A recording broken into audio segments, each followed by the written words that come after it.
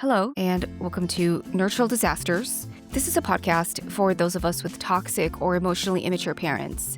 We might not have a bunch of credentials next to our names, but we do have PhDs from the Hard Knocks University. Basically, we want this to be a validating space for adult children of parents who had no business having children. Okay, I just have a question. Do you think gentle parenting is a result of overcorrecting? It could be. It could Okay. be. I'm just wondering about that because I just keep reading about gentle parenting, and I'm like letting your kid just we've seen it. When you go to a restaurant and the kid's literally running around like tables and screaming, and the parents are Oh, just yeah. like on their phones scrolling on TikTok or what the fuck they're doing, Tinder, whatever, By the way, Grinder. Yeah. you know what's a terrible place to be at? There's a Edwards Theaters in Van Nuys that if you go there on the weekends, Which theater? it it's this theater that used to be I'm not sure if there's a hometown buffet there, but there's definitely a Costco in that area. I remember going to that theater right after lunch for a matinee. And if you go on a Saturday or Sunday, there would be little kids running up and down the aisles with their parents just like, I'm not gonna do this shit about this. I'm just gonna let them run and tire themselves out. Oh my God. Which is fine for them. They Burn up want to and they want to take their kids out. They want to go out with their spouse and watch a movie. But me without a kid has to deal with the kid running up back and forth up and down the aisles while I'm watching like That's Super Mario. I was like, this is not good, right? You gotta do something as a parent. that sounds very distracting. Just Lisa almost became a parent at that point. I was gonna get the kid to be like, "Hey, you can't do this. I'll be your daddy now." No, you ever had a time where if someone doesn't treat their kid or like their pet well, you're like, "Okay, you're coming home with me." And I'm like, I don't want to kidnap like cats or like dogs and humans, but it's like sometimes it's like that person should not have a cat or a dog or a human being in their care. You could see it. Mm-hmm. Yeah. Oh my God, yeah.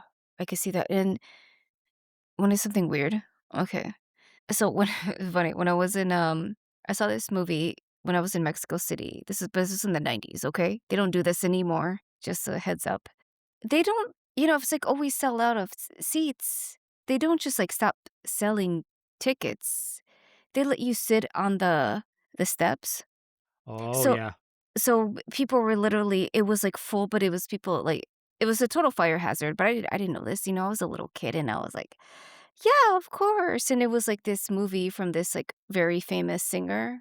I don't know, Gloria Trevi. Anyway, so Oh, anyway. wasn't she on tour like recently? Oh yeah, she's She been was on on tour tour. in America recently, Oh, you so know about that's like her? yeah. No Of course I shit. do. Where do I live here?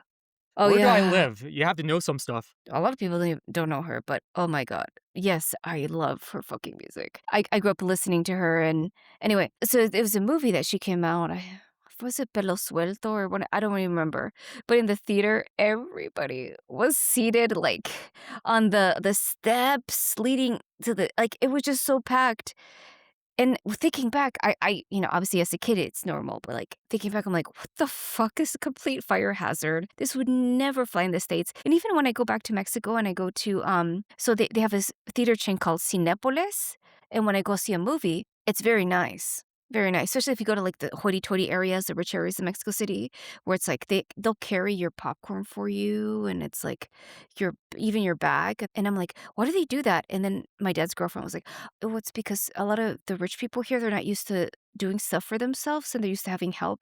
So that's why they do it. I'm like, what? Like it's like super fancy? Eh, Must be yeah. nice. Yeah. The stratification is like insane, Yeah, right? because we forget that there's parts of Mexico where people living in Mexico, they're just like loaded, right? And Yeah. actually, if you watch the soap opera, it was like, that person seems like they're loaded. Yeah, you're either like fucking Bill Gates or you're what was a really poor person. Okay, I don't guys. know.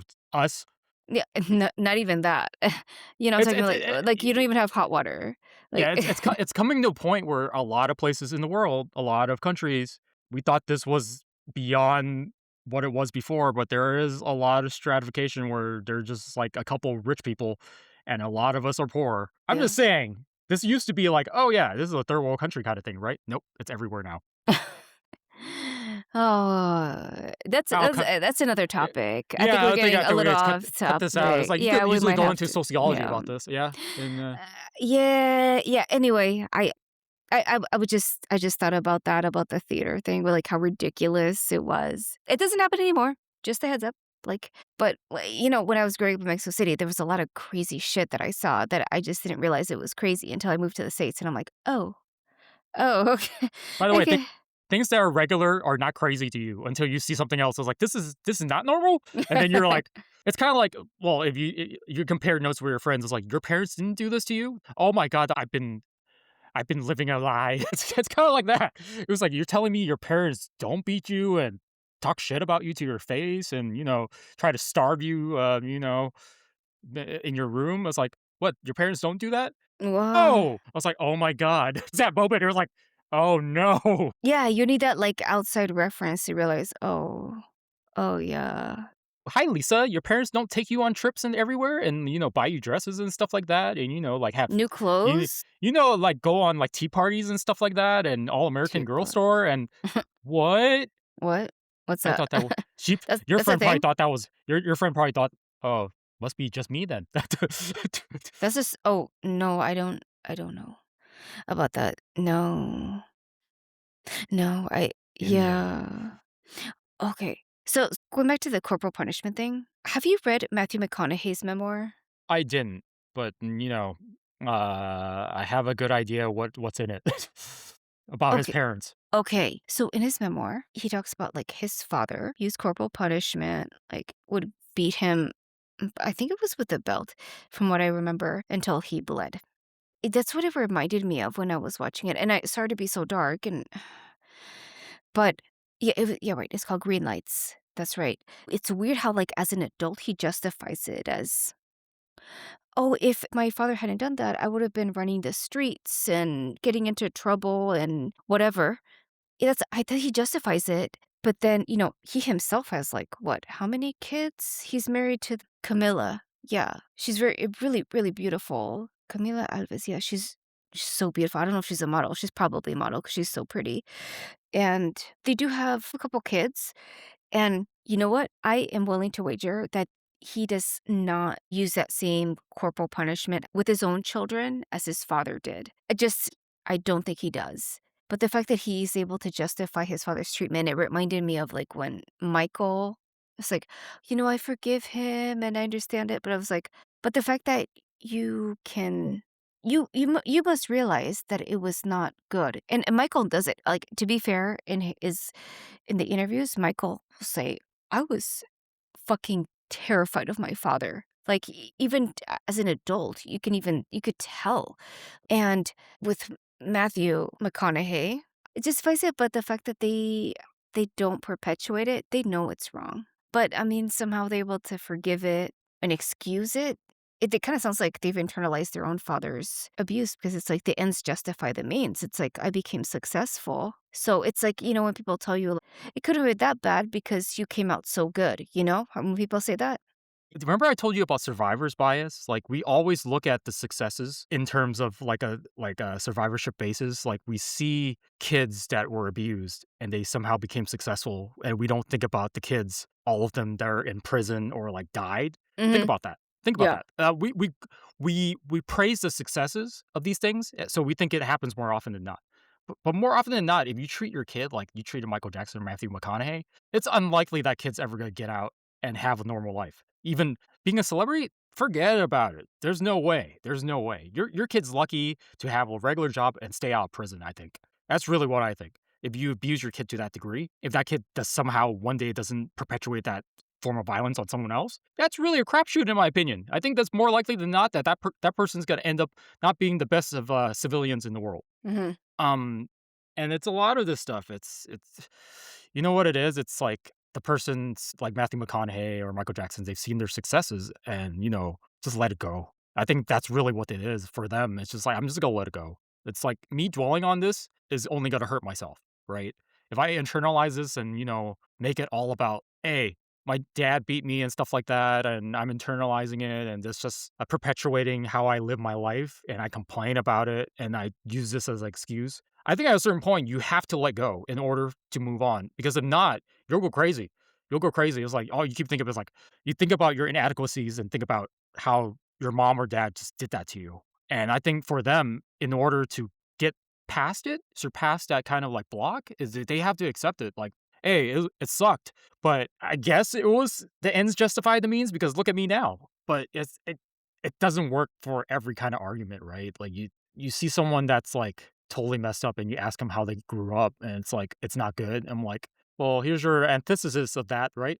Yeah, because on my Instagram, there was these videos of I don't even remember what the handle was, something like fentanyl in Arizona or some shit.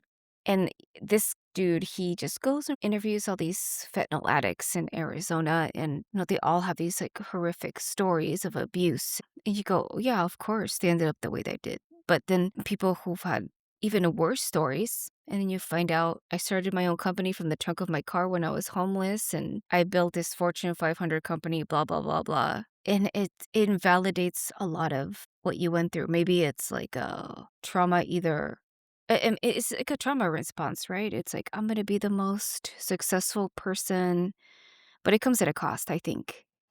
And even that, like I mentioned, the survivorship bias. How often does that happen? A dime a dozen. You're hoping that person gets out of their situation, doesn't become a drug addict or something like that. And, even if they become a drug addict, transcend that and make something out of their life, make something productive out of their life. But how often does that happen? Think about it. You I know think what? it's overblown, I think. Oh my god, yes. Yes, because you know why? Okay. So the whole thing of like American version of success is having a good career, making a lot of money, but it doesn't take into account having good family dynamic. But someone like Michael Jackson, he had a pill addiction. He was an addict. Mhm, Let's not mince words. You know what? Let's call a spade a spade. He was an addict. He had a lot of issues. He was not just an addict with pills, cosmetic surgery. mhm. He had a lot of mental health issues Yep. that we don't talk about. That was the cost, right? And Yeah. so just because he had a lot of money, he wasn't on the street. He just had I mean, we don't know about Matthew McConaughey and what issues he has. We just know I didn't read his memoir. I just know the highlights of it. I know I have it. It's on my list, and I have my list is so long of like all these celebrity memoirs, and I'm trying to go through it. But like once I read it, I'll figure out. But it's the whole. It's like, oh, you turned out so well, and then you realize like there's a lot people don't know. Well is relative, I think. Well, in terms of, like, perceived success? Yeah. We think about Michael Jackson being the biggest pop star in the world. Kinda still. As soon as this movie came out, I think a couple of his hits just shot up the charts, right? That's Yeah. the allure of Michael Jackson. This is something that, like, he transcends even after death. So it's like it's rare that certain musicians do that. But you look at it, it's like, think about it. Michael Jackson has body dysmorphia, he had eating disorder. Mhm. Um he Yeah. had some might have said his behavior was kind of off with, young people. Um, It was inappropriate. yeah, inappropriate. Yeah. At the very least okay, look, we don't know what We don't know the exact truth, that's the problem. That's really the problem, yeah.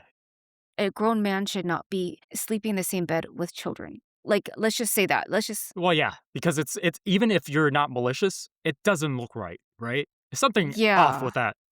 Yeah. Yeah. But you could easily see Michael's behavior and look at it as like, "Oh my god, I think he's a grown-up kid." Oh my god, can I spill some tea? Yeah, Okay. I'm not gonna name names because I don't wanna get anybody in trouble, but I have it on very good authority, someone who worked with him on Captain EO, the Disneyland ride. awesome. So I was like, "Oh, so how is it working with Michael Jackson on" Yeah, I was just like, "Oh my god, how was it?" They were like, "Okay."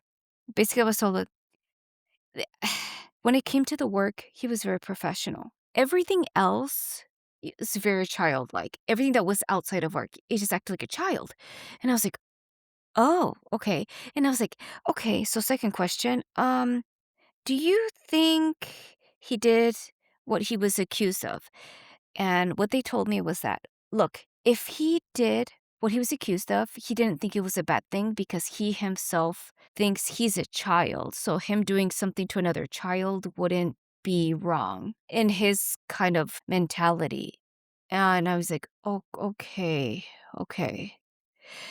That's a vague statement. Yeah, I mean, obviously, because nobody really knows, and there's a lot of speculation and back and forth, and I did you watch the documentary Finding Neverland? Yes. So, what do you think about that? It's just Oh my god, I wanna I just wanted you to Okay, my answer is like, fuck. This is it's the same way I feel like with Catherine Jackson or, like, it's I have, like, super nuanced, ambivalent feelings because he's not here to defend himself, yeah, and but I think there's a lot of, "Michael, why did you do this?" Or even put that out there for someone to speculate what you did. Like, geez. yeah, and with the kids, both interviews, like, 2 one of them was, like, the dancer was it Ray Robinson? Whatever his name is, and some other one. Anyway, they both had very parallel stories about being groomed, which is I mean, the people who minor attracted children, which I don't wanna say the word because I don't want us to get us demonetized, whatever. Everyone can figure it out. The grooming process, it's pretty much pretty similar. What they do to groom, I don't know. I honestly I think I'm just gonna, like, sit this out and be, "I don't know." If he did, fuck, it's horrific, and I don't know. Yeah, if it's true, it's horrific, and this is proof that if you have parents like Joe Jackson, it's not a good thing. Can we agree about that? Mhm. Yeah. Yeah. Yeah, because we d right, to say, like, "Oh, he turned out so well," and then Well, you he feel didn't turn out well, like, we listed all the stuff that was wrong with him, yeah, and you remember how he died, right?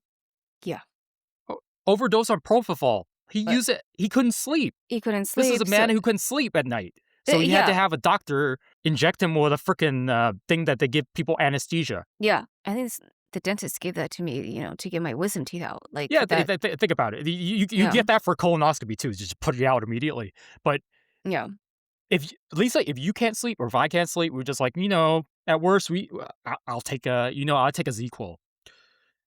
If I really ZzzQuil makes me all groggy and stuff. Some people take, mhm, like, an Ambien or something like that. Some people figure out something. But when you have chronic insomnia, there are people that use, anesthesia to put themselves to sleep. I'm like, "What kind of trauma or mhm, messed up kind of, like, yes. sleep state do you have that you can't go to sleep on a regular basis?" Yes, Think about that. exactly. Insomnia is definitely it's definitely a symptom of, like, I'm sure he had a complex post-traumatic stress disorder. There's the CPTSD, right? There's Mhm. no way he didn't have it, and from the way he grew up so, of course, people like that, they have nightmares, insomnia, sleep disorders. So, it does not surprise me that he had the sleep disorders, and he had to, like it escalated. Like, for him to resort to what's called propofol, whatever it's called, like, for him to get to that level, it had escalated for years. This is not overnight. Michael Jackson was hooked on opiates. Supposedly, it started from when he got, because he was on heavy opiates after his accident with the Pepsi commercial, and that burned his hair and that burned his scalp. And then your tolerance just builds and builds and builds and builds. And you just wonder, you hear these stories about pro athletes and, like, me, I like watching, like, pro wrestling, and a lot of these pro wrestlers, like, they're in constant pains, opioids and all these kind of, like, concoctions that they have, and, a lot of them just die from heart failure or heart attacks or something like that in their 40s. Mhm, It's like the cost of, like, doing business, unfortunately. For Michael Jackson, yeah, you could see him as success. He was like, "Oh, yeah, look at how popular this movie is. Look at how popular his music still is." This is a tortured man. mm, Up until his death, yes. tortured man. You could say he was a success, but Mhm.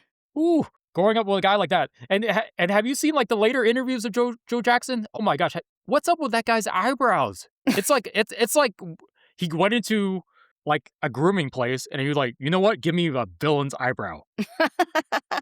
Look at it. It's because he plucks it and you're, like, looking at it, I was like, but it's like a evil pluck, right? It's like a evil eyebrow. It's like, if you told a Disney artist, "Draw a villain," it's Joe Jackson. It's pretty much that eyebrow. It's like, what the heck? It's like he looks like a caricature, really.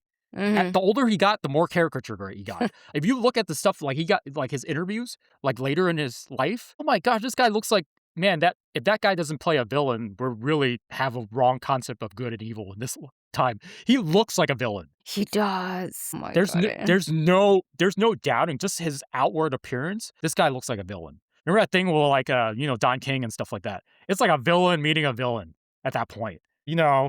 Birds of a feather. Two bad people talk to each other. It Mhm. makes good business and stuff like that. But you look at him, you look at him as like he's the embodiment of evil. It's not many people you could just look at and be like that guy, right? I was like, you look at him as like that guy is not normal, right? He doesn't play the hero in this movie. Mm. Oh, Don King? No. No, Don King, Joe Jackson, same thing, right? Like you look at him as like, Well, wow. according to the movie, Joseph promises Don King was like, "You maybe you should go into the music industry," and then Don King goes, "And Michael will be there, right?" And he goes, "Oh, yeah, yeah, yeah." It's the typical bullshit artist that he is, typical narcissist. "Yeah, of course." And of course, Michael did not, he had, he was the biggest pop star in the world with his solo album. And he had already planned on this tour with like doing his own thing. And then it cuts to like Michael finding his dad in his room at the mansions, and like, "Oh, you have the number one seller." I was like, and Michael's suspicious, and he goes, "What do you want?" And he goes, uh-huh," because he's like, yeah, yeah. He knows his dad's a very transactional person. Yeah, Dad, I'm pretty sure you didn't come here just to congratulate me on that. What do you want? Yeah, someone who never compliments you is Yeah, you were never good enough. Yeah, yeah. yeah, yeah, yeah. Yeah, it's very sus, right? Someone who's like never complimented you in your entire life, and they're just like, "Oh, I've always loved you." And you're like, "What? Who? What?" Yeah, so of course Michael's like sus, we can relate, right? We're just like, and of course guilt. That's when the guilt trip. Yeah, father, what do you want? It's like, well, there's this worldwide tour, and we can make all this money, and you don't want to upset your siblings, and you don't wanna let them down, and you're a family member, right? This all this bullshit, emotional blackmail. So, but yeah, that's in the movie. If you had seen it, because I think you should see it. I think you'd enjoy it. And I Well, think, you wanted to do this episode before I could go see it, right? well, you told me you didn't want to go see it. I was gonna watch it soon, but Oh, well, they're gonna you cut know, that part out. it doesn't matter. You know what? Because I think you'd enjoy it nonetheless. Because the music, I think you and your fiance would enjoy it. And yeah, one thing I want to bring up is especially like recently with a lot of these like blockbuster movies that have been coming out, they're getting panned by like critics. Like critics hate a lot of the movies that are coming out. Especially, I think one recently was like Super Mario. Critics hated it. They hated Michael too. Oh And the yeah, next thing on the list that they kind of hate is The Mandalorian and Grogu. And that's like a movie I really want to watch. And it's a lot of it is like people always say the same thing. It's like, okay, I'm not sure if you could attest to their responses or combat their responses because there have been people that are critics that say this is pretty much like a Michael Jackson propaganda film, right? yeah. It doesn't talk about the bad stuff that Michael was accused of doing, and it just kind of ends the movie prematurely, right? But I think like for the movie, I think the people that created the movie really wanted to time stamp this part of Michael Jackson's life, right? His childhood and growing up with his dad, and that really was the focal point. I feel like some of the critics lost the point of it. They're thinking it's like a piece of his entire career, right? From childhood star to superstardom to like the fall, like the descent of his career, these allegations. But the thing is, it's like, do you think it's valid? Like their complaints are valid that it's just like, oh yeah, why did they talk about this part of Michael Jackson's where he doesn't look like he's the villain? Yeah, you know what? This movie was not for the critics, it was for the fans, and I could totally see that. The critics, they don't get it. It's just, they're like, "Oh, it doesn't address all the issues," but, like, those issues didn't even happen after those issues happened after 1988, and the movie Well, even stops. the movie even says that there might be a part 2, right? Like, it's like Yeah. I'm assuming it's dependent on how this movie does. And you Oh, know what? it says at the Yeah, end, oh, Michael will return, right? yeah, something along those lines where I'm paraphrasing, like, "Yeah, this is the first part, blah, blah, blah." So, obviously, there's a second one. So, it's done so well, there's no way there's not gonna be a second one, even if they have to, like, do whatever they need to do. There's really is, especially recently, a disconnect between how the audience perceive a movie and how much they like it or not like it compared to what critics are thinking, right? I think it's even more so now. It's a weird thing, right? Um, I think fans, especially with these movies, have a different expectation than critics do.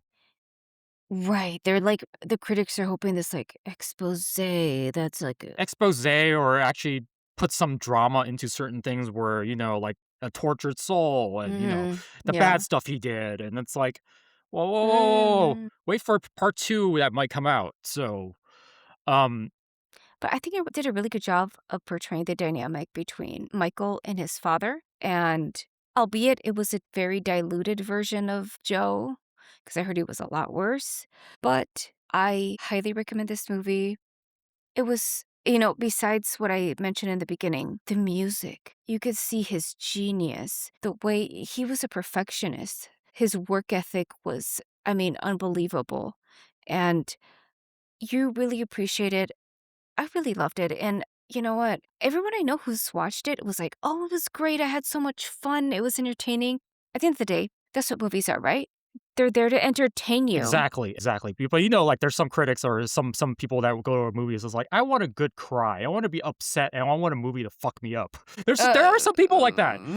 Okay. Most people want to go to a Mm. movie and have a good time. Some people just want to go to a movie and have a miserable time coming out. And it's like, that ruined my life. That really brought up issues that, oh my gosh, this is horrible. Like you go watch Yeah, like right. Hotel Rwanda and be like, oh great, great movie, great movie. It's like that movie. I was like, I'm sure of it, but it's like, oh man, you really want something brutal, right? Like sometimes you just want to Shit. go movie and have a good time. Right, Schindler's List or what we're talking about, God, right? Or 12 Years a Slave, people want, like, no, this is not really it. yeah, go to the yeah, Wait, be a no pun critic and be intended. like, No pun yeah, intended. Not that this is it. Sorry, yeah. not pun intended. I didn't even mean to say that. Like, this Just is it. just just go in and be like, "I don't like this movie. Why not? Not enough people got beaten in this movie. I don't feel the pain. Where's the Mhm. suffering? Yeah, where's the allegations Where's against the that? allegations? Where the him dangling the baby outside the window? Oh, was that The balcony? blanket or yeah, I don't yeah, know, but, I you don't know. know, but how do you think, like, casting of Jafar was in the movie? Like, because Oh, he's a son of Jermaine. So and we all okay. heard you just Oh, stated what Jermaine did, as a I father, so like I said earlier, he was fucking phenomenal, and this is a lot coming from me. When it comes to nepo babies, I'm very critical of like, "Oh, they got this, whatever job part because of their parents or their connections or whatever," because, I'm salty about it because I've lost jobs to the executive's nephew who got interviewed who had 0 experience. So I'm very salty about, like, the nepotism and cronyism kids. So for me to be like, "He fucking killed," and there's probably I can't think of anybody else who could have done what he did, that means a lot. I feel like he got a blessing from the greater family too. I think the kids of Michael Jackson were, like, looking at that as, like, kinda eerie. Kinda eerie. Kinda eerie that our Yes. cousin kinda, like, looks like dad a little bit. Dude, he has the same Yeah, voice. and they didn't see their dad during their prime, so it's almost, like, surreal, right? Like, you're looking at your cousin, and he just turned into your dad during his prime that you never got to see. So Yeah. it's like going in a time machine. So it's like, there has to be something interesting about that, right? Like, Mm. Oh, he yeah. he he really embodied it. You know what? He deserves an Oscar. I'm gonna say right now, if he doesn't get the Oscar, At it's least a rigged. nomination, right? Holy shit. He fucking nailed it. When I say nailed it, like,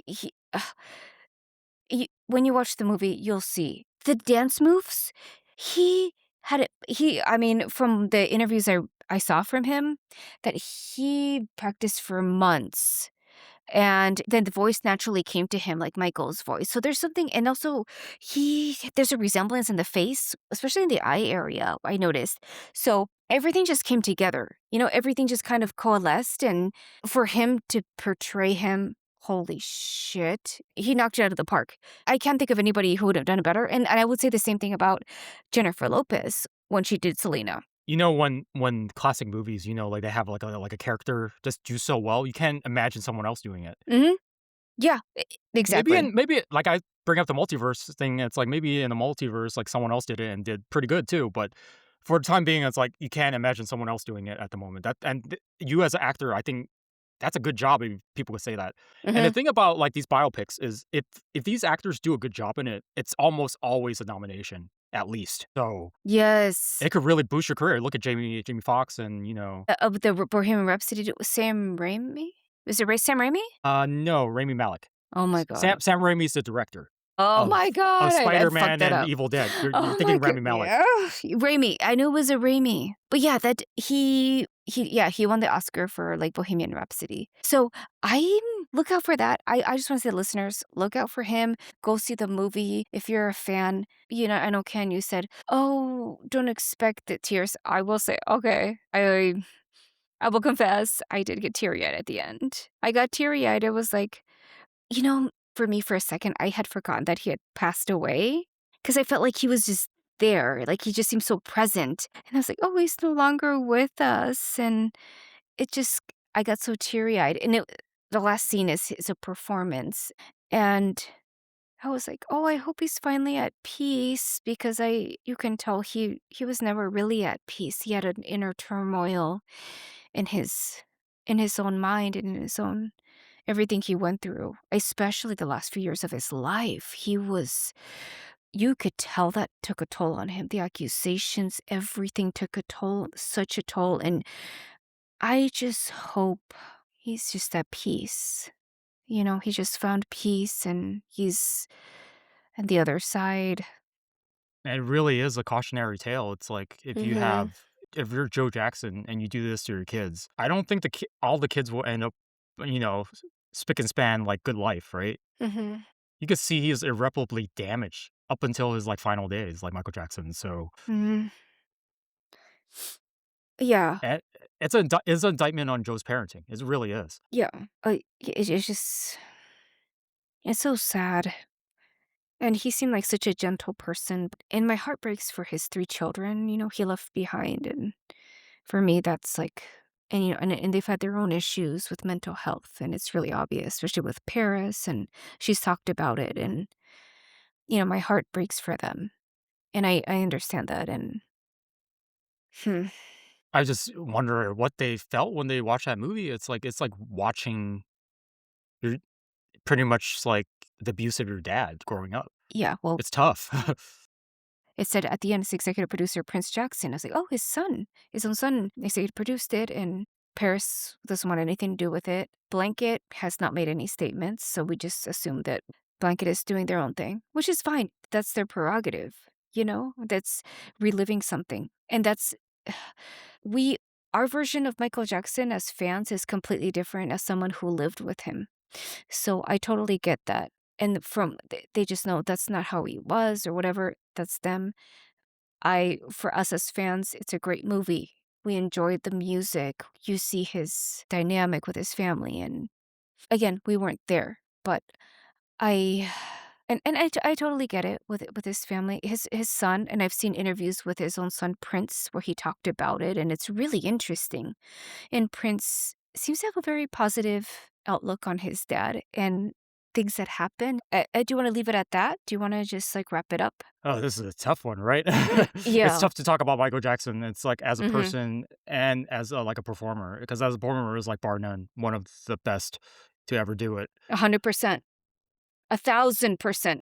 I still want Michael Jackson in my car, and it's like if Me too!